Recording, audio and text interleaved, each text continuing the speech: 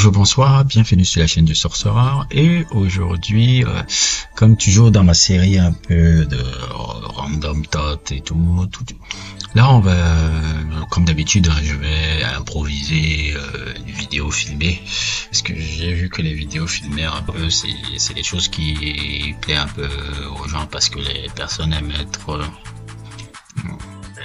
abonné à me voir un peu celui qui parle, et ça permet un meilleur engagement avec un peu son auditoire. Ah oui, non, c'est bon. Si je mets encore peut-être l'autre, ça me permet d'avoir un peu avec son auditoire. Et aujourd'hui, là, on va essayer un peu de parler globalement un peu du football camerounais en ce moment, qui m'amuse de plus en plus. Je dis m'amuse, va de mal en pire, parce que si j'ai bien vu ce qui s'est passé aujourd'hui, apparemment ça a été n'importe quoi au rassemblement aujourd'hui. Apparemment, dans cet article qu'on peut voir déjà de Foot Mercato, il y a eu un quiproquo entre le sélectionneur et Marc Brice, encore un nouveau quiproquo. Ce qui est déjà amusant, c'était déjà que avant il y avait eu la conférence de presse où Samuel Eto'o, notre président de la fédération, s'était excusé de son mouvement Che Guevaresque, que la FECAFOOT, j'avais fait un sujet là-dessus et tout. Ah oui, il y a même, comment il s'appelle, c'est Zola, oui, tout. Désolé, hein, c'est mon débit, hein, je pourrais pas changer le truc du bégaiement, c'est mon débit maintenant. Si ça plaît pas, je peux rien. Parce qu'elle m'a mis en commentaire et j'ai vu ça, elle a pas tort. Oui, il a pas tort. C'est vrai que je bégaye beaucoup un peu quand je fais des vidéos, mais c'est mon débit. Je peux pas truc, c'est ma façon de parler. Je peux pas essayer de tout le temps satisfaire les abonnés en essayant de m'adapter. À un moment donné, tu as une personnalité, tu fais avec. Maintenant, je pense que la plupart des abonnés arrivent à me suivre, mais je pense aussi que toi aussi, tu arrives à suivre souvent mes vidéos la plupart du temps, même si tu dis beaucoup de trucs positifs. Je regarde ton commentaire là, c'est vrai, tu as raison, mais je peux pas. C'est mon débit, c'est ma façon de parler. Je pourrais pas trop m'améliorer sur ça. Pour revenir à notre truc, le football camerounais est dans sa période la plus sombre. Sombre actuellement. Apparemment, il y a eu tout un quiproquo.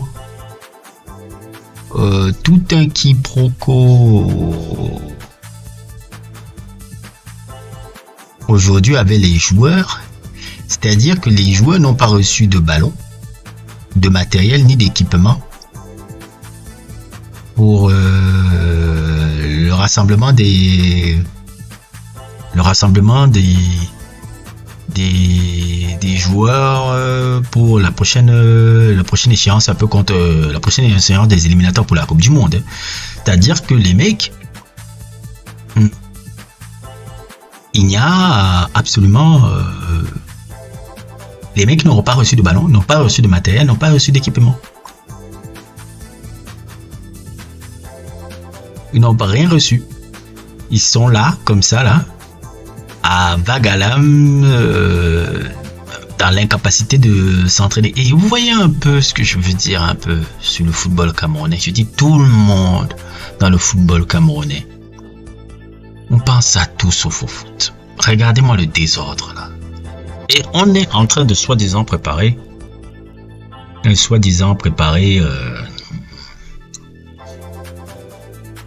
des éliminatoires pour la Coupe du Monde. Quand je regarde cet article là et tout, je dis mais on va où en fait?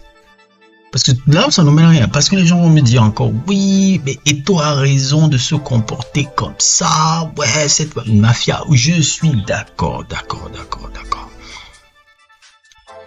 Mais au rythme où lui, il avait accepté de dire que bon, je vais travailler avec ce gars-là, puisqu'il a fait la conférence de presse de dire je vais travailler avec ce gars-là, c'est lui qui a fait la conférence de presse en disant je vais travailler avec ce mec.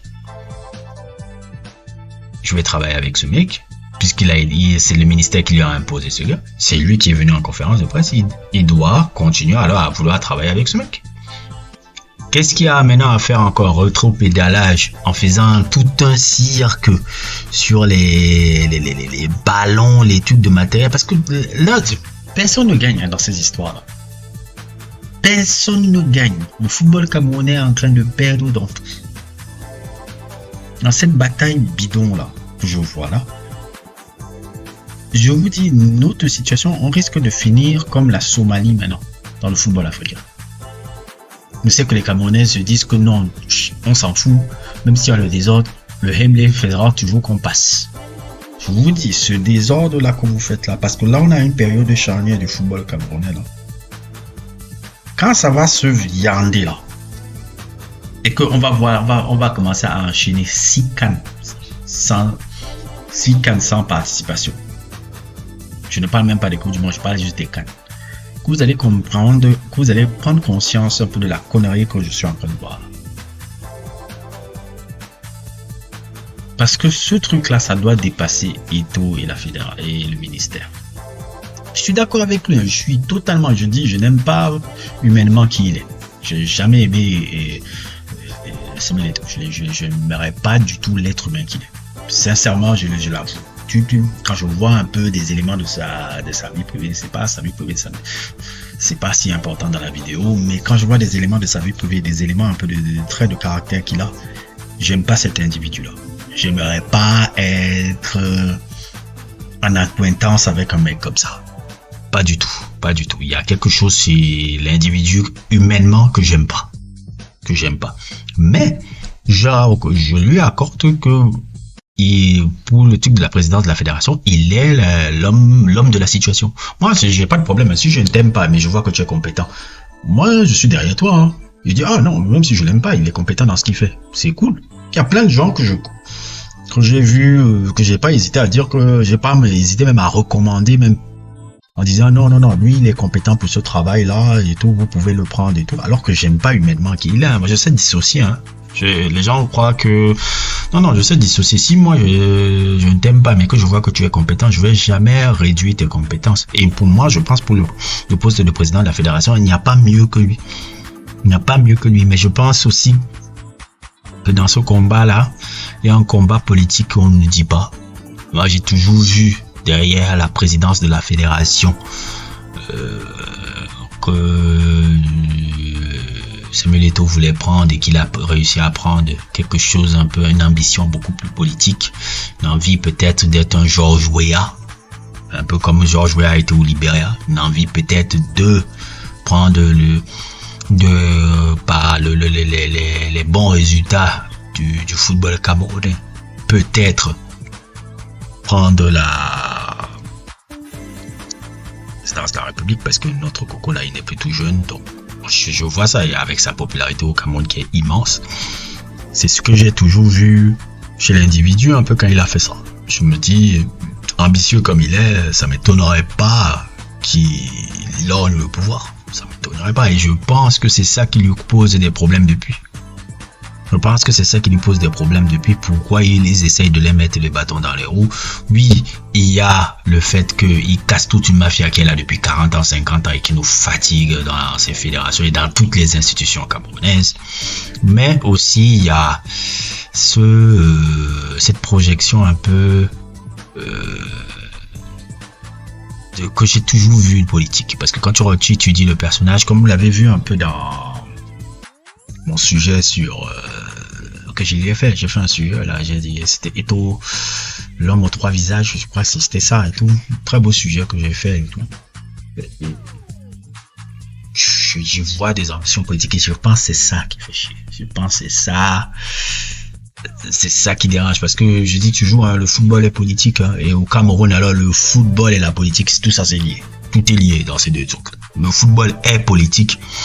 Et au Cameroun, alors, c'est multiplié par 300, 400, 500, 600. Ça, moi, je ne sais pas, là, on verra. De toute façon, moi, le football camerounais, moi, je l'ai mis en stand-by.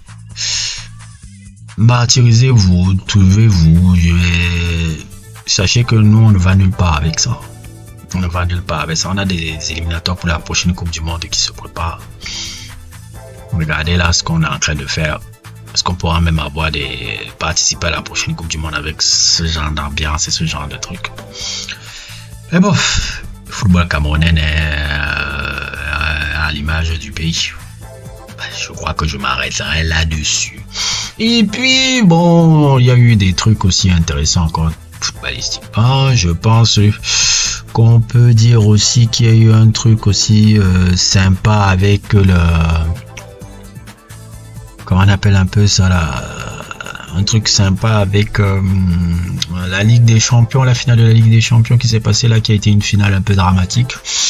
Le Real Madrid, ce club que j'aime pas du tout, et je ne l'aime pas parce que je suis pro Barça, je suis pas dans vos délires pro Barça, non, mettez pas dans vos bullshitteries là, je suis pas du tout dans ça. Je n'aime pas le Real Madrid parce que si les gens ont vu mon sujet sur la Quinta del Butré, la seule période du Real Madrid que j'apprécie, mon sujet sur la Quinta del Butré, que voilà, je vous mettrai ça encore en inbox. Je pense que c'est une période aussi du Real Madrid qu'on ne parle pas assez.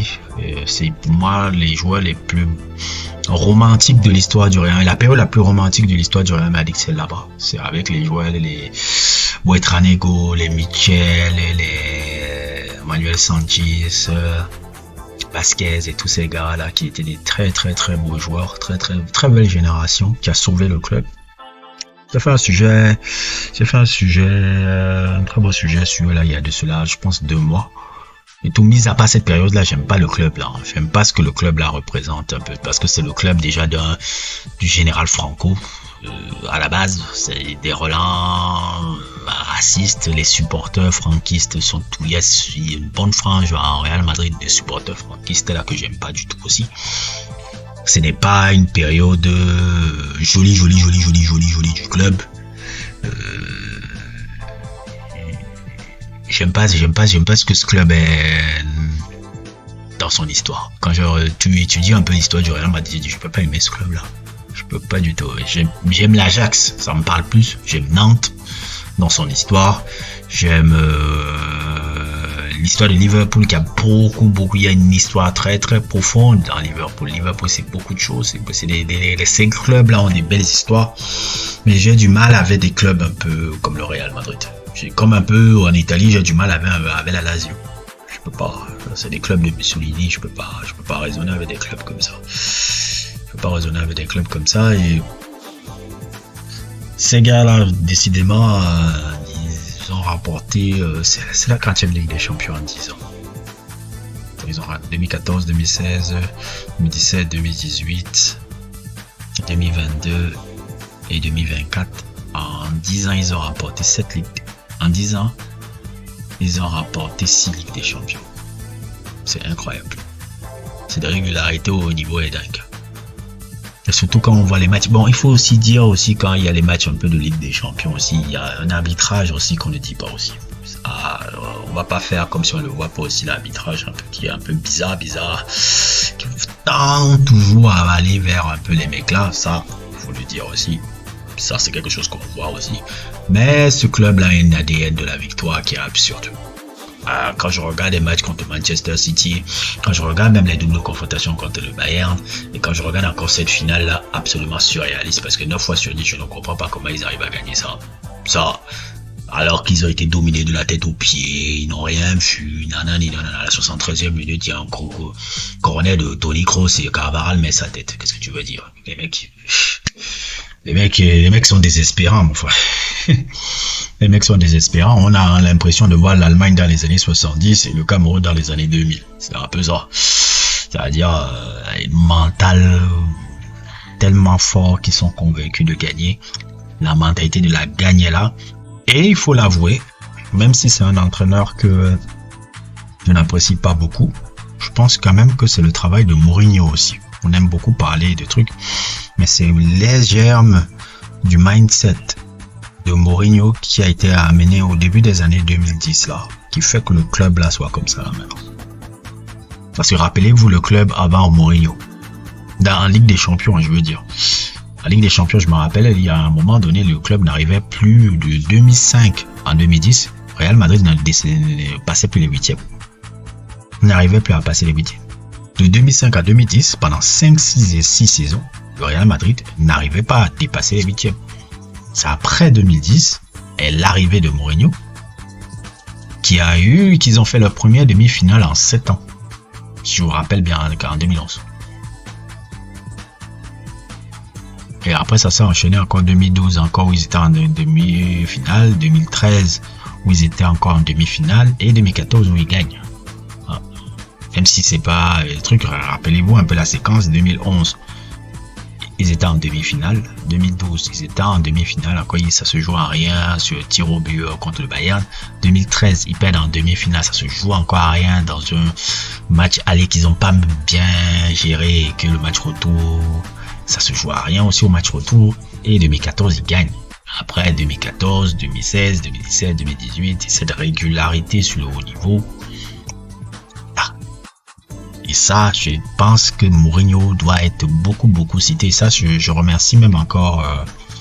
C'est lui qui m'a apporté même encore cette réflexion là, à King Hagler, là, un de mes abonnés, qui m'a bien fait comprendre que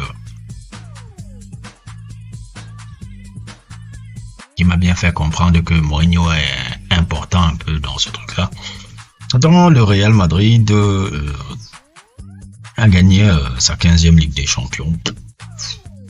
Toni Kroos aussi, le départ aussi de Toni Kroos aussi, ça c'est quelque chose qui marque aussi un gars qui me rappelle un peu le football du passé, Toni Kroos. Toni Kroos, un peu, ça a été un grand joueur, un très grand joueur. Quelqu'un il avait commencé comme un prodige. Je me rappelle à l'époque quand Toni Kroos commençait, au début de sa carrière, il avait commencé à l'âge de 15 ans, 16 ans. C'était un prodige du Bayern. Je me rappelle encore comment Beckenbauer était dithyrambique avec lui à l'époque. Mais il avait eu du mal un peu à s'imposer au début un peu au Bayern. Et ce qui avait sauvé un peu sa carrière, c'est quand il est parti au Bayer Leverkusen. Je me rappelle les années 2009-2010, là, avec la très belle génération du Bayer Leverkusen, là, c'était Arturo Vidal, Tranquillo Barnetta, et lui, il était un peu une sorte de deuxième attaquant à l'époque. Je pense qu'il jouait deuxième attaquant, il jouait pas encore reculé là. Je m'appelais souvent Petit Balak à l'époque. Et très belle carrière, une très belle reconversion après son Tuco Bayern, comment on l'a repositionné un peu derrière, comment il a bien remplacé Schweinsteiger après dans l'équipe d'Allemagne. Quelqu'un qui a été incroyable. C'est un joueur du passé. Le joueur qui le ressemble le plus dans le passé, c'est un peu Ben Schuster. Ça, c'est quand je vois Toni Kroos un peu. Toni Kroos, c'est Ben Schuster sans les frasques. Ben Schuster qui avait été un très grand joueur allemand. Très grand joueur. Un de mes joueurs allemands préférés même d'ailleurs. Quand tu vois le style de Ben Schuster et quand tu vois le style de Toni Kroos, c'est un peu le même type de joueur qu'ils étaient. Et tout ça, les jeunes générations ne connaissent pas tout. Moi aussi, bon, je dis pas que je l'ai connu, mais bon, moi, si vous avez remarqué, je suis quelqu'un qui est très passionné par le football du passé.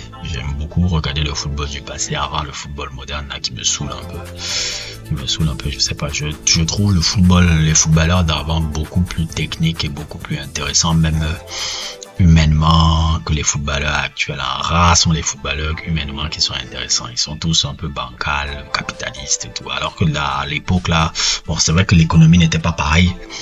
Mais même dans les interviews, tu les vois comment ils s'expriment, les joueurs du passé là, il y a quelque chose qui se dégageait beaucoup plus que les coups que je vois aujourd'hui. Et Ben Schuster, c'est un très beau joueur. Et Toni Kroos, il joue. Quand tu vois Toni Kroos, c'est exactement lui. C'était aussi un mec qui est passé au Real Madrid. Là, il était même entraîneur au Real Madrid où il avait gagné un titre de champion d'Espagne avec les Snyder qui jouaient là-bas, si je me souviens bien. Ouais, c'était ça. Ouais, Snyder, Robben et Robinho aussi. Ouais. Il pratiquait un beau jeu même, d'ailleurs. Le Real Madrid de Ben Schuster, là. Et après, bon, je sais pas qu'est-ce que sa carrière d'entraîneur est devenue après. Après ça, je sais plus. Je sais qu'il a parti faire des piges, je ne sais où là. Mais c'est un très grand joueur aussi de l'histoire du football allemand. Et Toni Kroos, il m'a toujours appelé le gars. Quand je le vois un peu dans son style, quand je le vois dans son truc, c'est un peu le même style et tout. Et c'est quand même un joueur. C'est pour ça que Toni Kroos, c'est un peu la mort d'un joueur du passé. J'ai l'impression aussi que Modric aussi. Est-ce que ça va être sa dernière saison? Ça a l'air aussi. prend sa retraite. Et je pense que pour le dernier Euro, là, l'Allemagne là, arrive en force, même si elle était un peu en truc.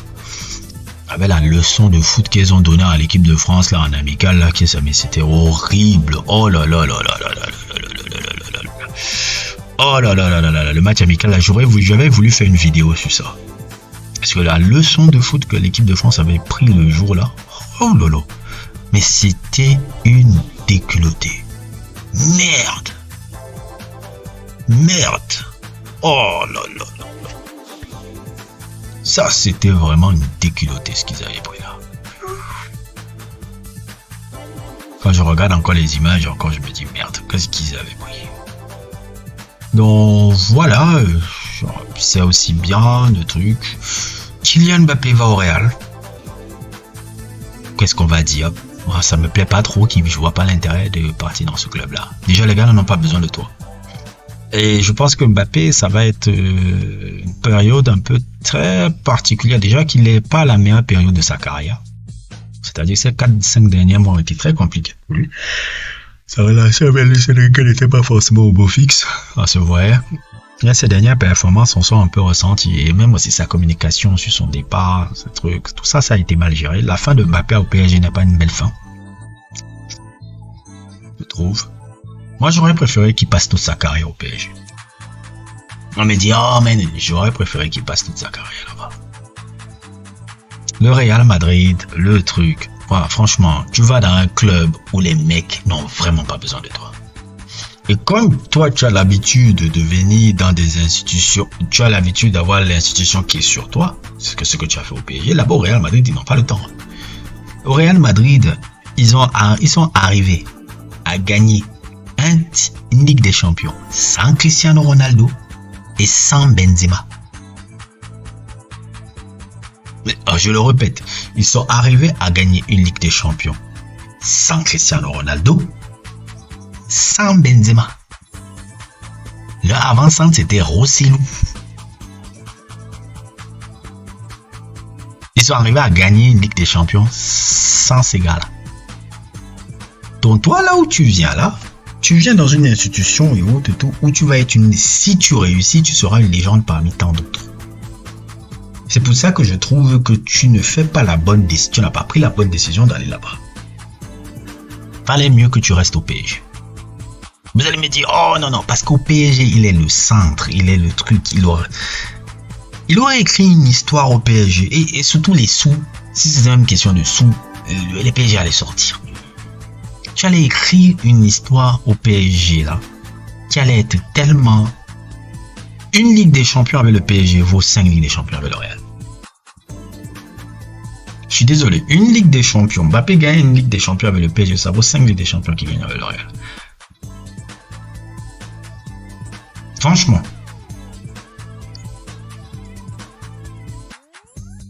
On ne pense pas que c'est judicieux pour sa carrière de partir là-bas. Et surtout que dans la position que tu occupes, le poste que tu aimes occuper, c'est le côté gauche. Vinicius est déjà là-bas. Et Vinicius est déjà en train de devenir il est parmi les meilleurs joueurs du monde. Quelqu'un même pourrait même dire il est même le meilleur joueur du monde actuellement. Hein. J'ai même envie de dire c'est même le meilleur joueur du monde actuellement. Si on regarde bien, hein. Les derniers mois, Bellingham n'a pas été trop top. C'était lui, hein, le gars. Même pour le ballon d'or, l'un qui est bien placé, c'est Vinicius. Hein. J'ai envie de dire, les mecs, je suis pas... Ouais, je sais pas, hein, Mbappé, Kylian, moi, je t'aime beaucoup, mais je sais pas si c'est une bonne idée. Je ne sais pas si c'était une bonne idée que tu partes là-bas. Pas une bonne idée, je n'ai pas l'impression. Maintenant, si je te souhaite de réussir, mais moi, j'aurais aimé que tu restes au PSG toute ta carrière. Tu aurais raconté une histoire unique, un peu d'une histoire du football, une histoire unique de rester au PSG.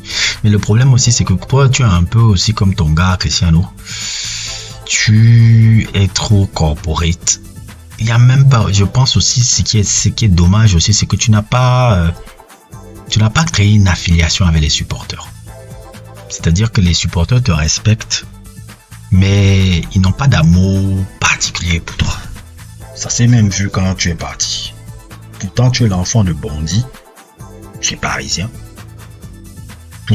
Tout chez toi est parisien. Mais les mecs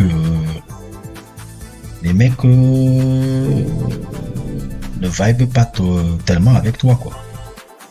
Il vibe pas tellement avec toi parce que tu es très corporate. Quand je pense un peu à des cocos un peu comme Cavani ou tous ces gars-là, Cavani et tous les mecs là, et je pense à Matuidi, je pense à Cavani, je pense à Pastore, je pense à Di Maria même. Tous ces mecs là, ils ont beaucoup plus d'amour des supporters que toi. Maintenant, je sais pas si c'est quelque chose qui compte pour toi, mais je trouve que pour quelqu'un qui est un peu l'enfant de Bondy, qui est parisien, qui est truc, un peu, c'est un peu dommage que je pense que c'est dommage un peu comment tu as géré un peu le truc avec le club là. Bon, c'est très dommage un peu ce que tu sais. C'est passé avec le club là et bon, j'espère que tu pourras faire ce que tu voudras là-bas au Real. C'est le mal que je te souhaite. Je vais toujours penser que tu es un des joueurs les plus importants de l'histoire du football français. Peut-être même le joueur le plus important de l'histoire du football français. J'espère que voilà, et ça me permet d'aller maintenant vers l'euro. L'euro qui, j'ai l'impression que ça risque d'être le glas du football de l'équipe de France cet euro là, j'ai l'impression que c'est la compétition de trop pour Deschamps, parce que quand tu vois un peu l'équipe et la manière dont ça se passe un peu, déjà ce qui est triste avec l'euro, ce qui est triste avec l'euro, c'est que la France, je sais pas, hein, je ne sais absolument pas comment ça va pas tourner positivement. Les derniers matchs n'ont pas été, très beaux. Les derniers matchs n'ont pas été très intéressants. Les derniers matchs n'ont pas été très probants. Griezmann est le joueur le plus important du football français actuellement. Sans lui, la machine ne tourne pas du tout. C'est pas Mbappé. Mbappé est le joueur emblématique, mais c'est Griezmann. Griezmann, s'il est pas bon dans cet euro, vous n'allez nulle part, les mecs. Ça s'est vu même à la Coupe du Monde aussi. Le moment où il n'a pas été bon, ça s'est vu en finale, je parle. Si Griezmann n'est pas là, l'équipe de France ne tourne pas. C'est lui le gars. C'est lui le gars. Et je ne sais pas si c'est l'euro de trop de Deschamps. En tout cas, ça me ferait plaisir. Je ne suis pas un fan de Deschamps. J'avais fait un sujet sur Didier Deschamps il y a quoi là? 4 mois, 5 mois aussi, hein, j'avais fait un sujet sur Deschamps et comment j'apprécie pas. Je sais que c'est un grand champion de l'histoire du foot français et du foot mondial aussi, mais j'apprécie pas du tout le gars et j'apprécie pas du tout la vision du mec. La vision du foot de mec. Donc, moi, je ne sais pas là où ça va arriver. Les équipes nationales, je sais pas trop comment l'Espagne, l'Allemagne, je la vois venir vraiment grosse. J'ai l'impression que Nagelsmann, il a un peu fait bon nettoyage un peu là-bas. Italie, point d'interrogation. Il y a beaucoup de points d'interrogation. C'est très libre un peu cet euro-là. Très libre, très illisible. Tu n'arrives pas à voir vraiment qui peut être truc euro et tout. Et moi, je vois juste l'Allemagne en fait. C'est vraiment l'Allemagne que je vois et tout. Bref, je pense que c'est un peu tout. Hein. Moi, je fais 28 minutes un peu. Je voulais un peu parler globalement un peu des trucs du foot que je vois. Voilà, c'est globalement ce que je voulais dire un peu. J'espère, je vais toujours essayer de continuer à faire ces formats-là. Format sur... faire une vidéo, juste un truc un peu filmé comme ça, là. Bref, n'hésitez pas à liker, n'hésitez pas à vous abonner. Et à plus pour d'autres aventures.